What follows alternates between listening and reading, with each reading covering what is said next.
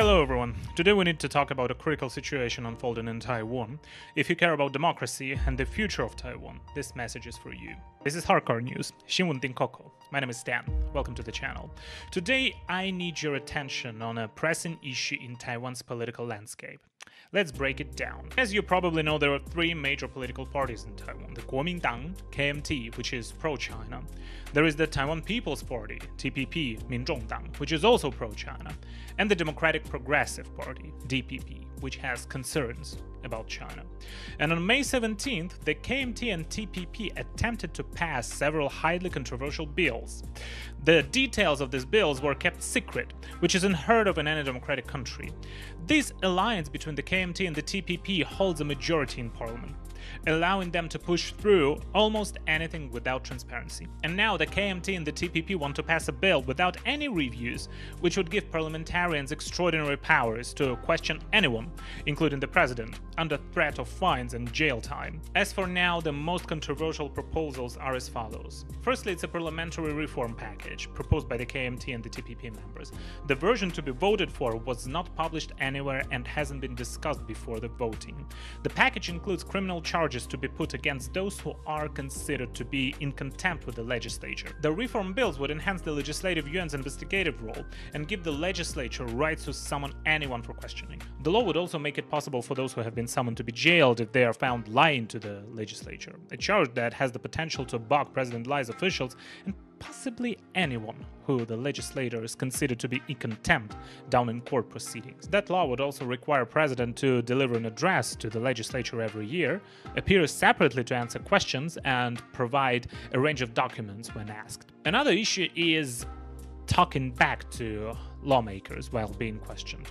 The proposal doesn't define what specific actions constitute talking back, and even if it did, it is so undemocratic that if passed into law, it would resemble reintroducing the abolished Article 100 of the Criminal Code. This article was used previously by the KMT government to crack down on freedom of speech during Taiwan's authoritarian era. This would also possibly lead to a following situation. As Taiwanese MP Puma Shan said, if China is to publish a list of Taiwan independence activists, those legislators can summon them to question, and if they don't like their answers, they'll probably be fined or detained.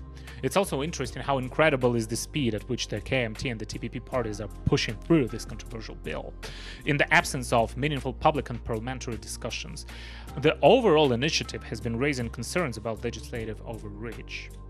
Secondly, it was the infrastructural projects by KMT's Fukunqi, including high-speed rail around Taiwan and a highway that's supposed to run through the mountains in central Taiwan.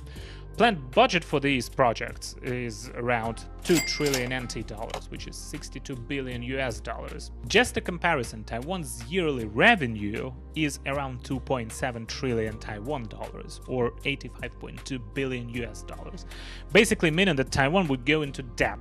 And possibly it implies cooperation with China under One Belt One Road initiative. Fukunqi's projects haven't been discussed or evaluated by professionals. Still, his proposal is going to pass in the legislature. The proposals from the DPP were not accepted.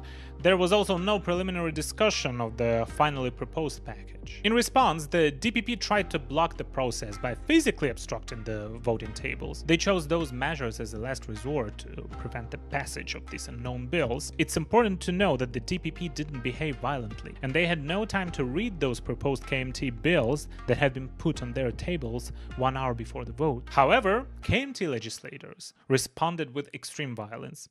They threw legislator Puma Shan from a height, resulting in a concussion and hospitalization. In total, 6 legislators were hospitalized, 5 from the DPP and 1 from the KMT. If the DPP members were the ones using violence, then why are most of the injured from their side? And on the evening of May 17th, nearly 1,000 Taiwanese citizens gathered outside the parliament. They protested against the KMT's violence, supported the DPP, and demanded transparency and respect for due process. Another issue is the misinformation that's been spread on the internet. Even some of the US Congress people were affected by it. As an example, a pro-Taiwan representative, Chris Smith, from New Jersey, wrote in his congratulatory letter to President Lai, "One of the first challenges President Lai may need to overcome is disruption from hardcore members of his own Democratic Progressive Party in the Legislative Yuan, who oppose stronger checks and balances reforms that the DPP once favored and are the hallmark of a mature and thriving democracy. Not even mentioning that the KMT and the DPP proposals are being called unconstitutional by many experts, and also how KMT and DPP are obstructing the lawmaking procedures. Well, later on, Congressman Smith made a clarification. Taiwan has proven itself to be a democratic success story. As a republic with separation of powers, it now has a divided government. What is important is a shared commitment across all parties to constitutional governance, respectful dialogue, and above all, a commitment to resolving disagreements peacefully. Taiwan, with its vibrant freedom, stands in stark contrast to Communist China. Well, this shows that the current events would also be used by China for further negative propaganda spreading, and that the KMT and the TPP legislators in Taiwan would also try to smear the Taiwanese government before international media. Under public pressure, the KMT and TPP halted their actions after midnight on May 17th. They passed some items, but not the most controversial ones. They did it today, on May 21st. So this is where we need your attention and where we need your help. Today, more than 30,000 Taiwanese citizens took on the streets to demand transparency and respect for democratic processes. Taiwan's democracy is under threat from within, and we need global awareness and support. The protests would continue further. So please share this information and help us spread the word. Let's stand together for Taiwan's democracy. God bless Taiwan and their fight. Thank you for watching. Stay informed, stay engaged, and let's protect democracy together. And of course, don't forget to like, share, and subscribe for more updates. Your support makes a difference. Thank you. This is Stan. I see you in the next one.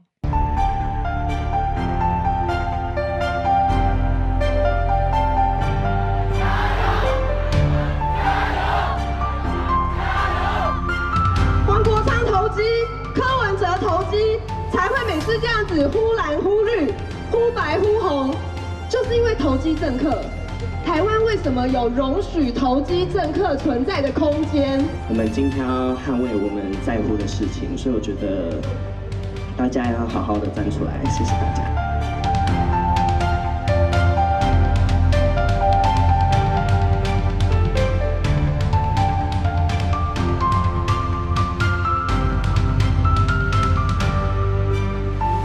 我们不要变成香港，好不好？我祝台湾的朋友们加油！我们不要台湾的立法院变成中国的人